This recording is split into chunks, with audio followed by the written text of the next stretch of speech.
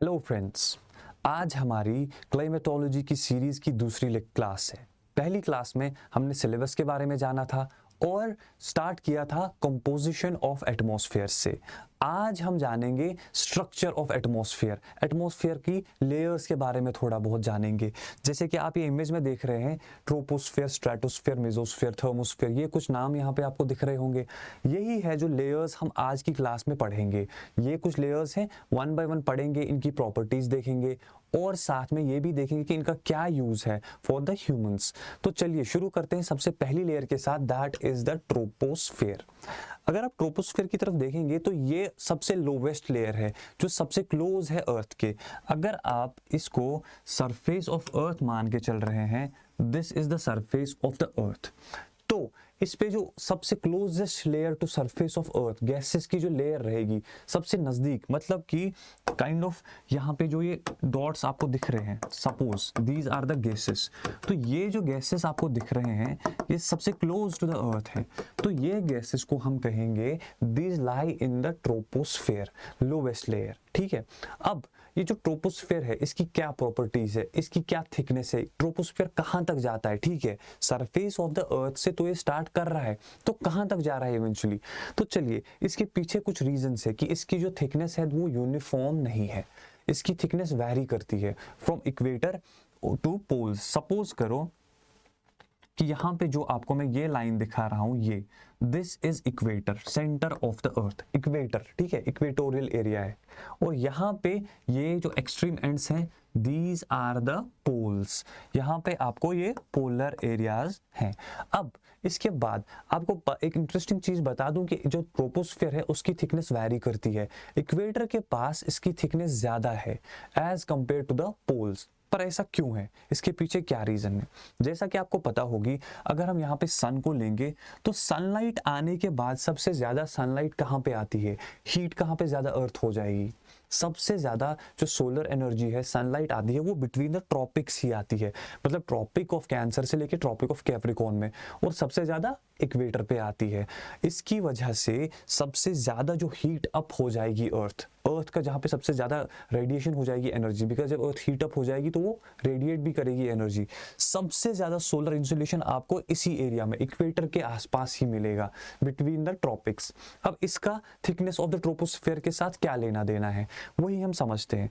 जब solar energy यहाँ पे अर्थ को हीट अप करेगी, इस एरिया में सबसे ज्यादा हीट अप हो जाएगी। पिछले लेक्चर में हमने देखा था कि जब अर्थ हीट अप हो जाएगी तो उसके बाद वो एनर्जी रेडिएट करने लग जाएगी। रेडिएट करने की वजह से क्या होगा, यहाँ पे जो गैसेस हैं, क्योंकि these are near the surface of the earth, conduction की वजह से ये गैसेस भी हीट अप हो जाएंगे, यहाँ का सारा एरिया हीट अप हो जाएगा because of conduction. Remember the word conduction,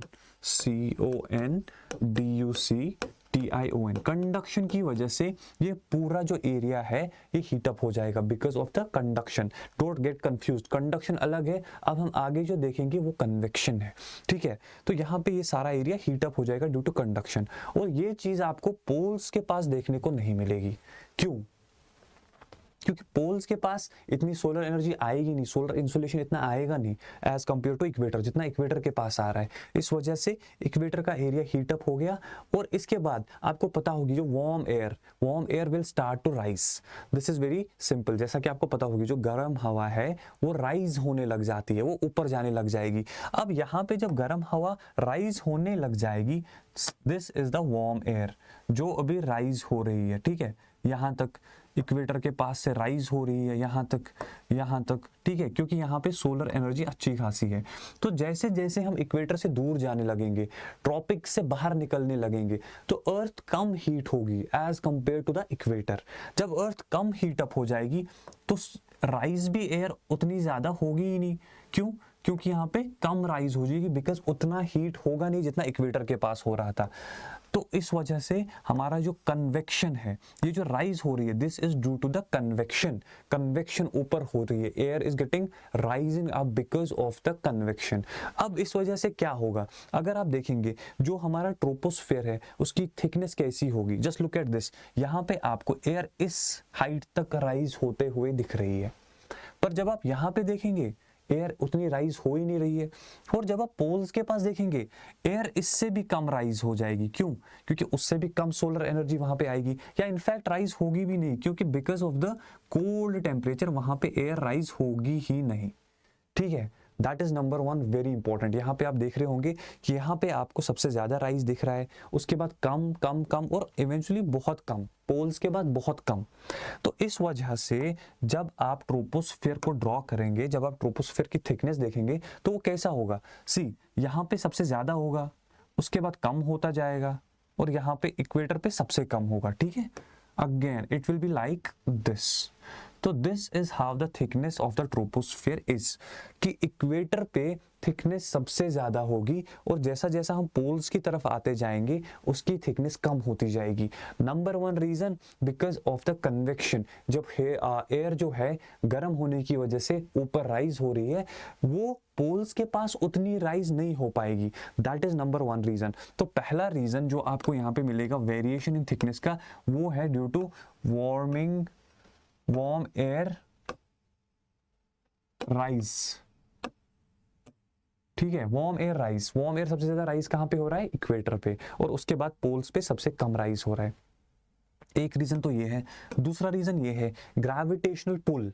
gravitational pull अगर आपको पता होगी, साइंस में आपने पढ़ा होगा, सबसे ज्यादा gravitational pull is near the poles. और जब आप इक्वेटर के पास देखेंगे वहां पे कंपैरेटिवली ग्रेविटेशनल पुल कम मिलेगा आपको।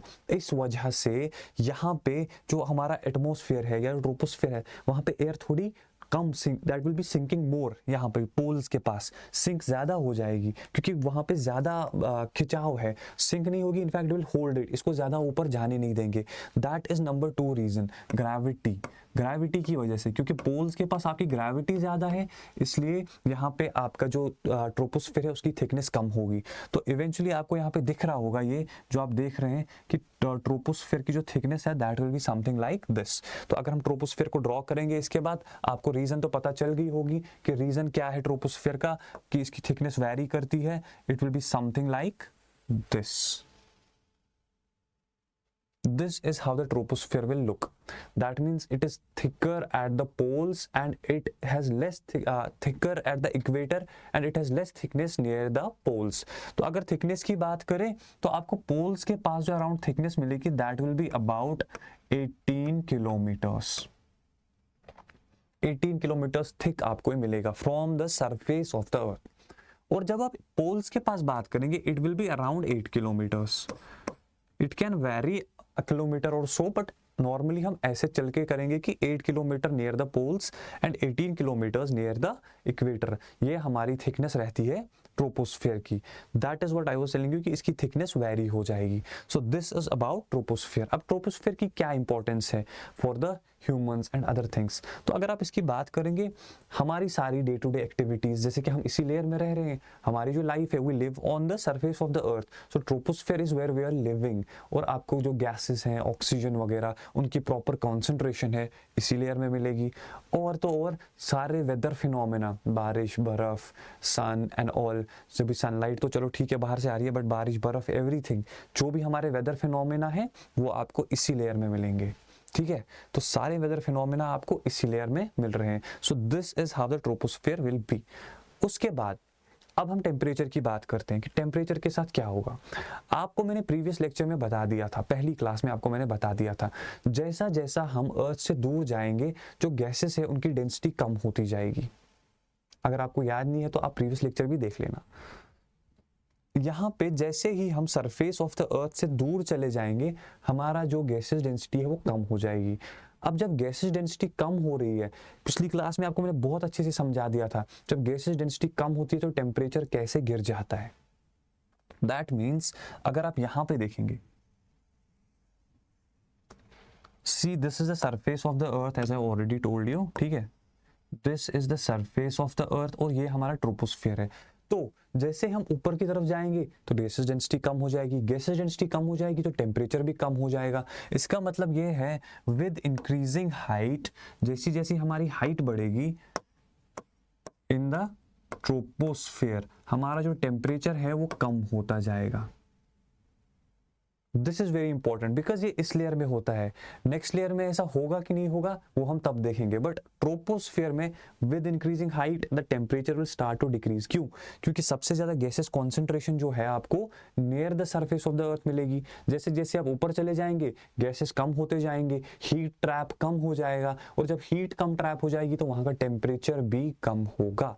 This is very important. और इस फिनोमेना को हम क्या कहते हैं? नंबर थर्ड जो मैं आपको अभी बताने वाला हूँ, what is this phenomena known as, जैसे कि हम ऊपर जाने के साथ टेम्परेचर कम होता जाता है, इसको कहेंगे हम normal lapse rate. So what is normal lapse rate? अगर आपसे पूछा जाए, नॉर्मल लैप्स रेट ये है कि with increase in height the temperature starts to fall. और ट्रोपोस्फियर में फॉर जनरल पर्पसेस क्या होता है, नॉर्मली किस टेम्परेचर किस स्पीड से कम होता है? 6.5 डिग्री सेल्सियस पर किलोमीटर।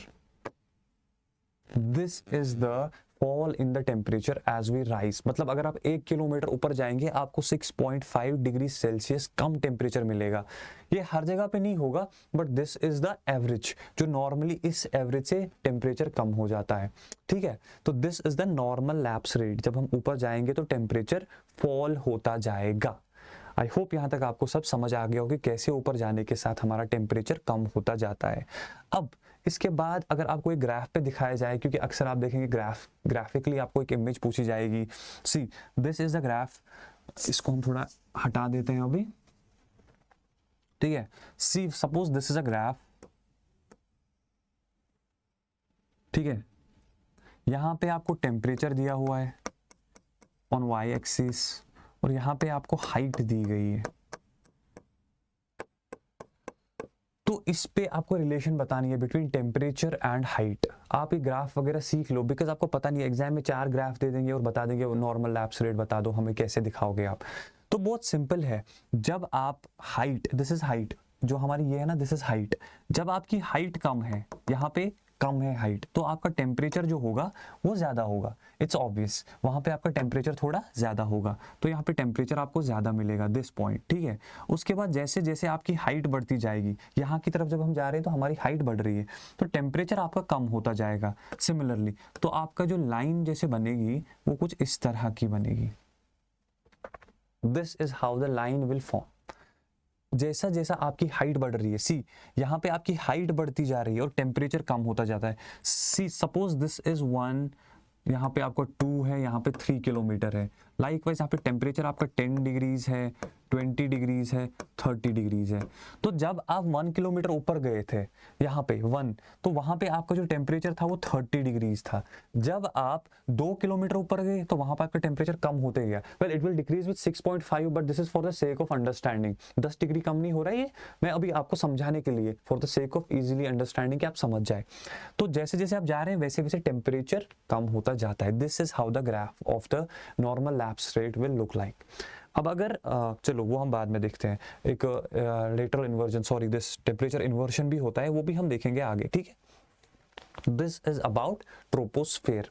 अब यहाँ पे हमारा ट्रोपोस्फेयर तो हो गया कि नॉर्मली जो टेम्परेचर है वो फॉल हो रहा है और उसके बाद गैसेस कॉन्सेंट्रेशन कम होती जा रही है। So this was our troposphere, this is our troposphere, ठीक है। कुछ इस तरह का था, इसकी शेप कुछ इस तरह की थी। इसके बाद एक और लेयर आ जाएगी, मतलब यहाँ पे लेयर खत्म हो रही है, तो क्या होगा, all of a sudden layer खत्म नहीं होगी, वहां पे हमको एक और छोटी सी लेयर मिलेगी with the troposphere, that is known as tropopause. Tropopause,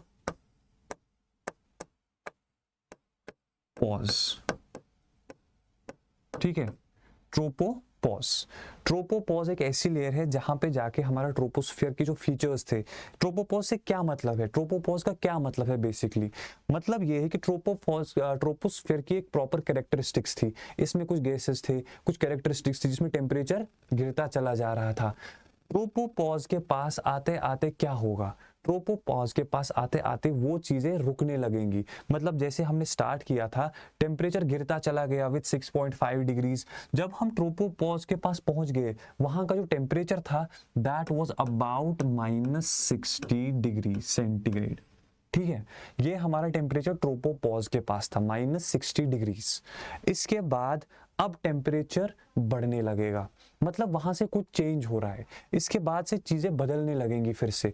मतलब -60 यहाँ तक हो गया, कहाँ से स्टार्ट किया था हमने, से 20 डिग्रीज 30 डिग्रीज, जहां से भी 60 -60 के पास पहुंच गया। बट अभी ऐसा नहीं होगा, अब टेम्परेचर कम नहीं होगा, अब टेम्परेचर बढ़ने लगेगा। मतलब ट्रोपोपॉज हमें बता रहा है कि यहाँ पर आपका ट्रोपोस्फेयर रुक रहा है, दैट इज वाई ट्रोपोपॉज, यहाँ से property of the things are going to change, तो that is why it is known as tropopause.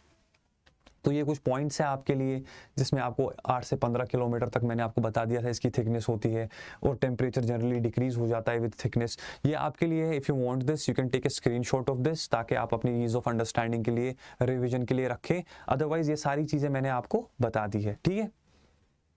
Okay तो चलिए अब चलते हैं हम अपनी नेक्स्ट लेयर पे। अब चलते हैं हम stratosphere, that is the second layer. What is the second layer? Known as stratosphere. Okay तो अब हमारी दूसरी लेयर की शुरुआत होती है कहां से? जहां पे ट्रोपोपॉज खत्म, ट्रोपोपॉज जहां पे था ना, उसके आगे अब हमारा शुरू होगा stratosphere. For your ease of understanding यहां पे मैं ट्रोपोपॉज लिख देता हूं, ट्रोपोपॉज। इसके आगे जो अब यहाँ पे लेयर हमारी शुरू होगी, दैट विल बी स्ट्रेटोस्फियर। कहां से? ऑन एवरेज 18 किलोमीटर से शुरू हो रही है। तो this is from the ground surface, यहां तक हमारा 18 किलोमीटर हो गया था, ठीक है। तो 18 किलोमीटर से अब हमारा स्ट्रेटोस्फियर शुरू हो जाएगा, और जाएगा कहां तक? Up to 50 kilometers. तो मतलब कि 18 किलोमीटर से 50 किलोमीटर के बीच की जो ये लेयर है, this is known as stratosphere. इस लेयर की भी कुछ प्रॉपर्टीज है, इसके बारे में भी हम जानेंगे कि क्या प्रॉपर्टीज है। सबसे पहले मैंने आपको बता दिया था ट्रोपोस्फियर में जैसे जैसे हम ऊपर चढ़ते हैं वहां का जो टेम्परेचर है वो कम होता जाता है। स्ट्रेटोस्फियर में ऐसा नहीं होता है, इसमें जैसे जैसे हम ऊपर जाएंगे टेम्परेचर भी बढ़ता जाएगा। स्ट्रेंज है ना? क्यों ऐसा होगा? बिकॉज आपको ट्रोपोस्फियर स्ट्रेटोस्फियर में एक बहुत ही इंटरेस्टिंग चीज मिलेगी, that is known as ozone. ठीक है, तो सबसे पहले आप ये बात याद रखना, जैसे जैसे आप ट्रोपोस्फियर में ऊपर चले जाएंगे, with the increase in height the temperature will also increase. ठीक है, आगे देखते हैं क्यों होगा। I will explain all this कि ऐसा क्यों हो रहा है। तो आपको ट्रोपोस्फियर में स्ट्रेटोस्फियर में एक लेयर मिलेगी, that is known as ozone layer. इसके बारे में आपने सुना होगा कि ozone layer is depleting, ozone hole बन रहा है, ओजोन लेयर हमारे लिए हार्मफुल रेडिएशन जो आ रही है उनको रोक रही है। तो ये ओजोन लेयर है क्या बेसिकली? तो चलिए इसको जानने की कोशिश करते हैं थोड़ा बहुत कि ओजोन लेयर में क्या होता है। यहाँ पे आपको ये मिलेगा नॉर्मली अराउंड 18 से 35-40 किलोमीटर्स के बीच में आपको ओजोन मिलेगा। Ozone is basically three molecules of oxygen together is known as ozone। ठीक है, ओजोन कैसे बनता है? जैसा कि आपको पता होगी, पिछली क्लास में मैंने आपको समझा दिया था, ये चीज़ बहुत अच्छे से समझाई थी कि सन से कुछ रेडिएशंस एक तो विजिबल लाइट का होता है और यूवी रेडिएशंस भी आती है। तो यूवी रेडिएशंस जो है वो 3 तरह की होती है, यूवी ए, बी और सी। इसमें से जो UVC है, UVC is the most dangerous radiation. इसकी वेवलेंथ सबसे कम होती है, और जब वेवलेंथ कम होती है तो इसका पेनिट्रेशन पावर ज्यादा होता है, इसकी एनर्जी ज्यादा है। और जब UVC रेडिएशंस यहाँ पे आती हैं फ्रॉम द सन, तो यहाँ पे ओजोन है, बहुत सारा ओजोन है, ऑक्सीजन मॉलिक्यूल्स हैं, बाकी सब चीजें। तो ये क्या करता है, ऑक्सीजन मॉलिक्यूल जैसे O2 है यहाँ पे, मतलब कि 2 ऑक्सीजन जुड़े हुए हैं साथ में। ठीक है, तो रेडिएशन क्या करेगी, देखो सी यहाँ पे आप इस इमेज की तरफ 1 मिनट देखो, this is oxygen and oxygen, oxygen है यहाँ पे 2 मॉलिक्यूल्स। जब इस पे UVC, ये जो रेडिएशन है this is UVC, UV radiation जब इसको स्ट्राइक करेगी, बिकॉज ये इतनी पावरफुल होती है, इतनी एनर्जी होती है इसमें, ये इसको तोड़ के 2 अलग ऑक्सीजन में कर देगी। मतलब एक ऑक्सीजन अलग हो जाएगा, दूसरा अलग हो जाएगा। अब वहां पे सिर्फ एक ही ऑक्सीजन मॉलिक्यूल तो होगा नहीं, वहां पे बहुत सारे ऑक्सीजन मॉलिक्यूल्स होंगे, तो सब टूटने लग जाएंगे, सारे ऑक्सीजन अलग होते चले जाएंगे। मतलब ये 2 अलग हो गए, फिर और 2 इधर से अलग हो गए, फिर और 2 इधर से अलग हो गए। तो उसके बाद क्या होगा, रात में जब सन नहीं होगा, ठीक है, when it will be less sunlight, उस टाइम पे यूवी रेडिएशंस कम होंगी। जब यूवी रेडिएशंस कम होंगी तो क्या होगा, ये जो ऑक्सीजन अलग अलग हो गए थे ना, तो ये जुड़ने लग जाएंगे आपस में एक दूसरे के साथ। तो जो O सब अलग हो गए थे, ये 2 की जगह 3 जुड़ने लग जाएंगे, मतलब O3 बन जाएगा, और वही O3 हमारा ओजोन कहलाएगा। आप समझ रहे ओजोन क्या है? जब ये ऑक्सीजन मॉलिक्यूल्स वापस से जुड़ने लग जाएंगे तो वो ओजोन होगा। अब यहाँ पे विद हाइट, हमारा जो विद हाइट क्यों ऐसा होता है कि टेम्परेचर ज़्यादा है। अब आप सोचो यहाँ से सनलाइट आ रही है ऊपर से, तो सबसे पहले सबसे ज़्यादा जो यूवीसी रेडिएशन है, जो सबसे डेंजरस रेडिएशन मानी जाती है, जो ऑक्सीजन को, तो this O molecule, O2 molecule को ब्रेक करती है इनटू O अलग अलग O बन जाते हैं, वो सबसे ज़्यादा यूज़ यहीं पे हो जाएंगी, बिकॉज ऑक्सीजन आपको हर जगह पे मिलेगा, O2 ठीक है। लेकिन सबसे ज्यादा यूवीसी मॉलिक्यूल्स कहां पे यूज अप हो जाएंगे? ऑब्वियस सी बात है ना, टॉप लेयर में ही यूज अप हो जाएंगे, राइट? बिकॉज पहले ही जो इसको मिलेगा उसी के साथ टकराएगा ना, वो उसको थोड़ी ऐसा है कि नहीं भाई तुम दूर में रहो, मैं पहले नीचे ही चला जाऊंगा, ऐसा नहीं होता है। सबसे पहले जो ऊपर ही इसको ऑक्सीजन मॉलिक्यूल मिलेगा ये उसी के साथ टकराएगा, जब उसके साथ टकराएगा तो वहां पे क्या होगा, वहीं पे यूवीसी यूज अप हो जाएगा, और because the oxygen molecule will break, और उसकी वजह से क्या होगा, एनर्जी रिलीज हो जाएगी, ठीक है, it will be exothermic, energy release हो जाएगी, और उसकी वजह से क्या होगा, यहाँ पे जब एनर्जी रिलीज होगी तो अपर लेयर्स में आपको टेम्परेचर ज्यादा मिलेगा as compare to lower layers, is it? तो उसके बाद जब आपको ऊपर ही सारा ये most of the UVC is getting used up, तो ऊपर ज्यादा टेम्परेचर होगा because of the exothermic reaction, और जो ये इसकी वजह से हमारा जो मैंने आपको बता दिया था, with the increase in height इसका जो टेम्परेचर भी है इन द स्ट्रेटोस्फीयर वो बढ़ जाता है। दैट इज वेरी इंपॉर्टेंट कि इसका टेम्परेचर ऊपर जाने के साथ साथ क्यों बढ़ जाता है। This is the very important reason for the rise in the temperature as we go higher in the stratosphere. और इसी लेयर में आपको ओजोन क्यों मिलता है, नीचे क्यों नहीं मिलता है? ऑफ कोर्स ट्रोपोस्फीयर में भी मिलता है, दैट इज डिफरेंट, बट यहाँ पे ही ज्यादा क्यों मिलता है? बिकॉज ऑफ दिस प्रोसेस, यहाँ पे यूवीसी यूज अप हो जाता है। अब आपको ओजोन होल समझने में ज्यादा आसानी होगी, वो हम एनवायरनमेंट की क्लास में पढ़ेंगे। अभी आप ये समझ जाओ कि ऐसे ब्रेक होता है। ओजोन होल में सिंपल होता है, ये जो मॉलिक्यूल्स आपस में जुड़ जाते थे, O3 बनाते थे, वो नहीं जुड़ते हैं, वो किसी और चीज के साथ जुड़ते हैं। वो क्या और कौन सी चीज है वो आप कमेंट्स में मुझे बता दो, उसके बारे में काफी आपने पढ़ा भी होगा, ठीक है। तो this is how the temperature increases in the stratosphere as we go higher up to 50 kilometers. 50 kilometer पे पहुंच जाओगे तो वहां से भी फिर चीजें बदलने लग जाएंगी। जैसे कि ट्रोपोस्फीयर में हुआ था तो ट्रोपोपॉज हुआ था, तो स्ट्रेटोस्फीयर में क्या होगा? Stratopause, that means the stratosphere has ended here. Okay, the stratosphere is ended here, it is a pause, मतलब कि ये जो प्रोसेस चल रही थी with the increase in height the temperature was also increasing, इसके बाद फिर से ये चेंज हो जाएगा, इसके बाद की लेयर में फिर से प्रॉपर्टीज अलग होंगी। That is why stratosphere is ending here near the stratopause. अब स्ट्रेटोस्फीयर की एक बात मैं आपको बता दूं, नॉर्मली आपको पता होगी अगर आपने फ्लाइट में ट्रैवल किया हो कभी, तो अक्सर ऐसा होता है कि टर्बुलेंस वगैरह हो जाती है इन द एयर, एयरक्राफ्ट काफ़ी हिल जाता है। तो मोस्ट लाइकली एयर का जो प्लेन होता है उस टाइम पे जो पायलट होता है प्लेन का, वो कोशिश करता है कि वो अपने प्लेन को ऊपर लेके जाए इन द स्ट्रेटोस्फीयर, ट्रोपोपॉज से थोड़ा ऊपर, लोअर लेवल ऑफ स्ट्रेटोस्फीयर। क्यों? बिकॉज ये जो रीजन है ये काम रीजन है, यहाँ पे उतनी विंड की डिस्टर्बेंस नहीं है एंड ऑल, यहाँ पे नहीं मिलेगी आपको western disturbances, tropical jet streams, all these things, जो जेट्स वगैरह आपको स्ट्रेटोस्फीयर में नहीं मिलेंगी। इसलिए जब टर्बुलेंस इतनी ज़्यादा हो जाती है तो मोस्ट लाइकली जो पायलट है he is going to takes plane up in the stratosphere to avoid any accident and all.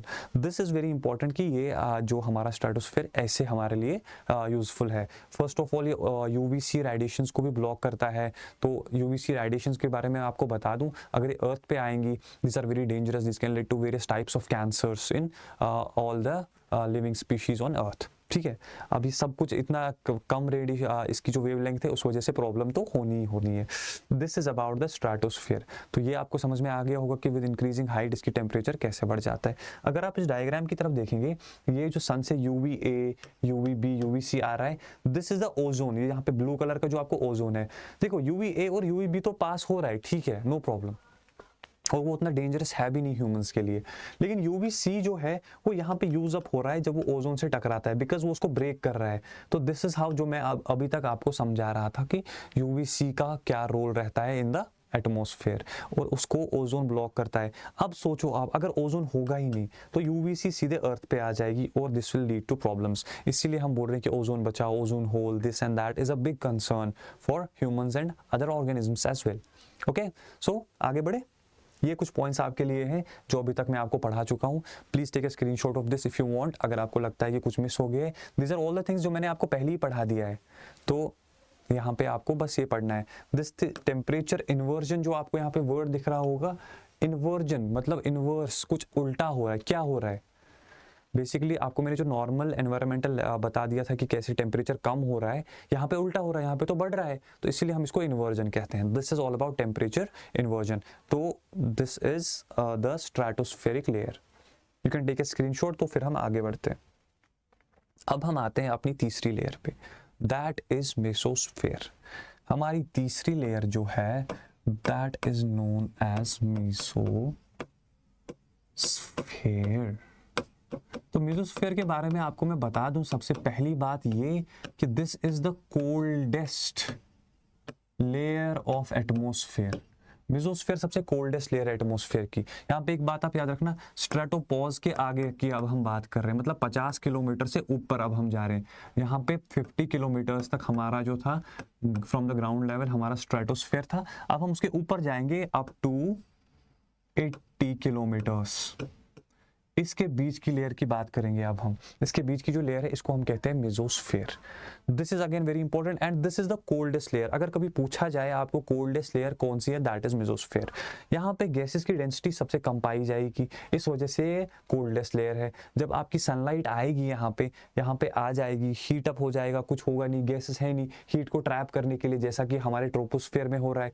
Heat जो है वो ट्रैप हो रही है ऑन अर्थ, यहाँ पे ऐसा कुछ होगा ही नहीं, हीट तो ट्रैप होगी ही नहीं। तो इस वजह से this is the coldest layer of the atmosphere. In fact यहाँ पे विद हाइट अगेन जो ट्रोपोस्फेयर में हो रहा था, जैसे जैसे आप ऊपर चले जाएंगे वैसे वैसे आपका टेम्परेचर कम होता जाएगा। एंड एट द टॉप यहाँ पे आपको अराउंड -90 डिग्री सेंटीग्रेड का टेम्परेचर मिलेगा। This is what the temperature of mesosphere is, -90 degrees. Clear about this? Stratopause से शुरू होके ऊपर जा रहे हैं हम। और इस ऐसा क्यों हो रहा है, इसका क्या ऐसा रोल है? क्योंकि यहाँ पे गैसेस कॉन्सेंट्रेशन सबसे कम है और कम होने की वजह से यहाँ पे हीट ट्रैप नहीं हो पा रही है और this is the coldest layer. इस लेयर की एक बहुत ही इंपॉर्टेंट चीज़ है जो हमारे लिए फॉर द अर्थ स्पीशीज जो भी है उनके लिए बहुत ज़रूरी है। जो भी यहाँ पे मीटेओरॉइड वगैरह जो यहाँ पे आते हैं वो इस लेयर में बर्न अप हो जाते हैं। तो आपको समझाने के लिए आपको मैं सिंपली समझाता हूँ। आप इस इमेज की तरफ देख सकते हैं, दिस इमेज। यहाँ पे मैं आपको थोड़ा बहुत एक्सप्लेन करूंगा कि इस लेयर की क्या इंपॉर्टेंस है। ये जो आप रॉकी सबस्टेंस, ये पत्थर जैसा देख रहे हैं, this is an asteroid. Asteroid क्या है? रॉकी बॉडी होती है, ठीक है, एक रॉकी बॉडी होती है बहुत बड़ी, प्लेनेट से थोड़ी छोटी होती है पर होती बहुत बड़ी है। एक रिसेंटली एक एस्टेरॉइड न्यूज में था जिसको मिनी मून भी कहा गया था, तो आप उसके बारे में पता कीजिए और मुझे कमेंट्स में बता दीजिए उसका नाम क्या था, ठीक है। दिस इज एस्टेरॉइड जो आपको एटमॉस्फेयर में मिलेगा। तो ये एस्टेरॉइड जो है ये कहाँ से आता है? एस्टेरॉइड बेल्ट से आता है, बिटवीन मार्स एंड जुपिटर, वहाँ से आ सकता है, ठीक है। जब ये एस्टेरॉइड आएगा, इसको रॉकी सबस्टेंस बड़ा सा पत्थर होगा, इसको हम बोलते हैं एस्टेरॉइड। That is important. यहाँ पे आप इन चीज़ों की डिफरेंस समझ लाना, एस्टेरॉइड, मीटेरॉइड वगैरह ये सब क्या है, क्योंकि अक्सर इन चीज़ों में कंफ्यूजन हो जाता है। एस्टेरॉइड मतलब जो बड़ा सा पत्थर है, स्मॉलर देन अ प्लैनेट। उसके बाद मीटियोरॉइड, मीटियोरॉइड, डी सबसे पहले डी। मीटियोराइट अलग है, मीटियोरॉइड अलग है। मीटियोरॉइड जो होता है, इसका कोई पार्ट सपोज करो कि टूट जाए यहाँ से, ठीक है, उसको हम बोलेंगे मीटियोरॉइड। मतलब कि वो एस्टेरॉइड का ही हिस्सा है, थोड़ा सा पार्ट टूट गया है तो छोटा पार्ट है, उसको हम मीटियोरॉइड बोलेंगे। अब ये मीटियोरॉइड घूमते घूमते कहाँ पे आ गया है? अर्थ के एटमॉस्फेयर में।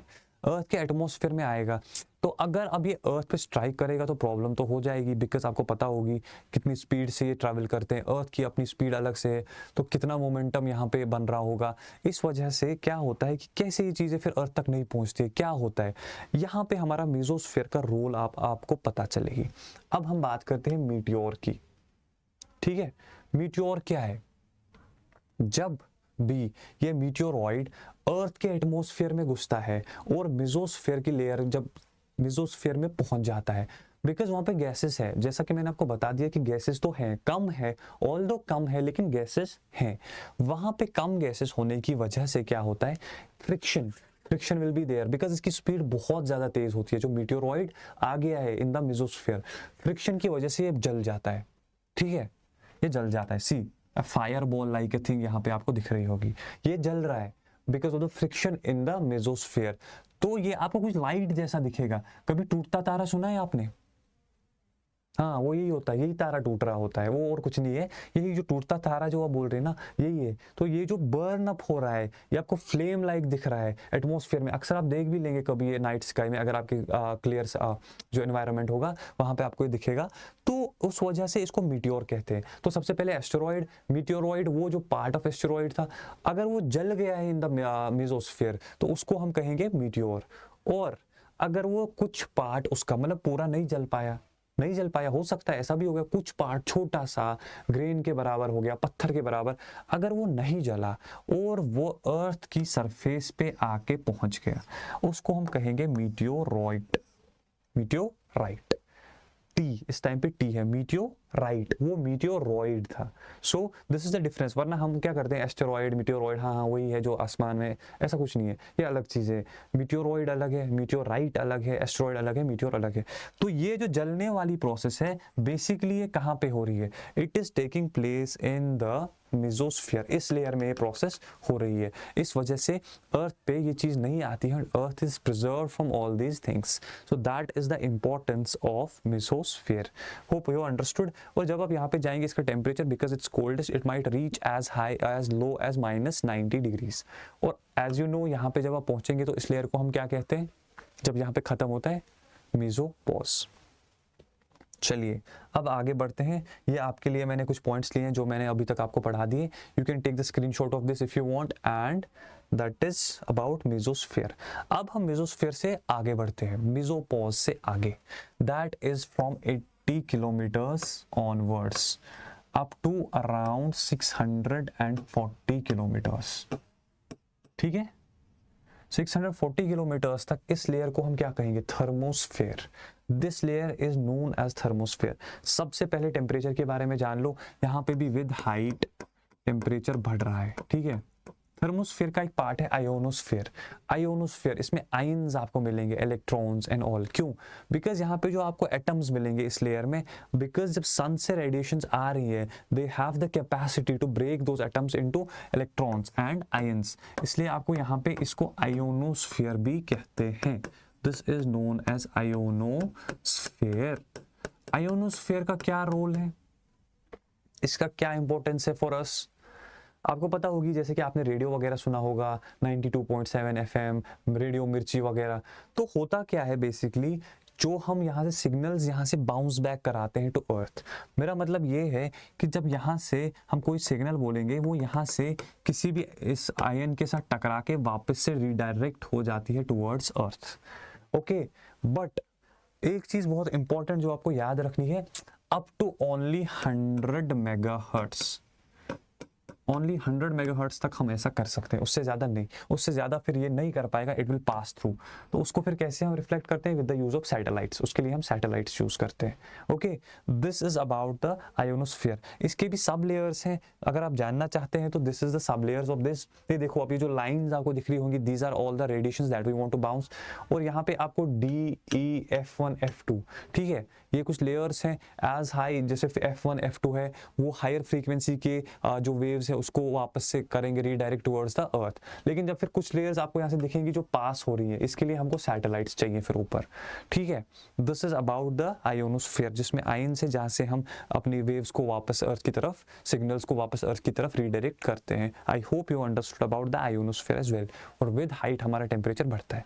टेम्परेचर बढ़ने के बाद हम पहुंचते हैं एक्सोस्फीयर में। और एक्सोस्फीयर की बात यह है कि एक्सोस्फीयर में दैट्स आउटर स्पेस। उसके बाद उसके बारे में हमें नहीं जानना है, दैट्स नॉट आवर कंसर्न। हमारा एटमॉस्फेयर यहीं पे कहाँ पे खत्म होता है। सो आई होप यू अंडरस्टूड कि हमारा एटमॉस्फेयर कहाँ पे खत्म होता है।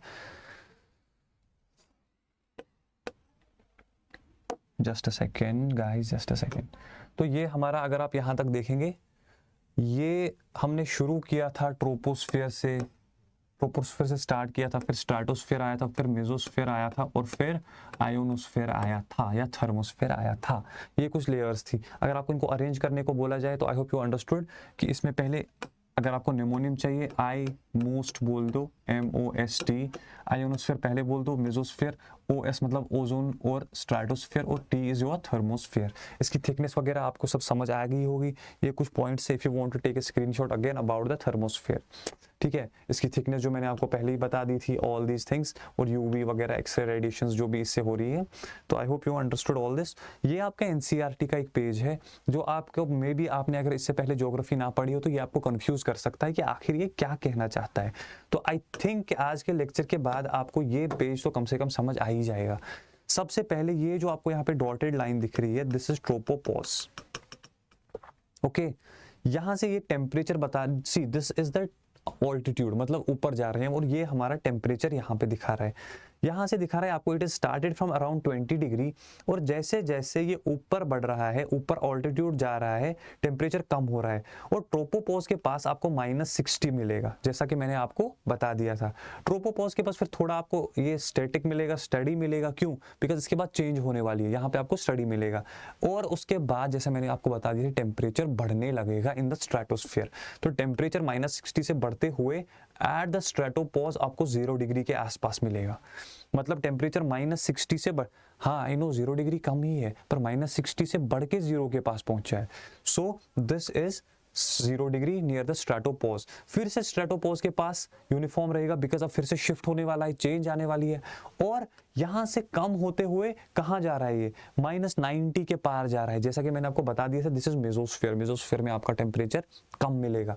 अगेन मेसोपॉज के पास फिर थोड़ा स्टैटिक, और फिर जाके थर्मोस्फीयर में बढ़ेगा, और इवेंचुअली एक्सोस्फीयर में बहुत बढ़ जाएगा। Again that's not our concern. So this is the image जो आपको NCERT पे भी मिलेगी। I hope you understood today's class. अगर आपको कोई भी confusion हो, आप मुझे comments में पूछ सकते हैं, कहीं पे भी कोई confusion हो। I've tried my best, but if you still have any confusion, please ask me in the comments. तो अगर आपको मेरी क्लास अच्छी लगी है तो प्लीज़ लाइक कीजिए और हमारी चैनल को भी सब्सक्राइब कीजिए। See you next time. Bye bye.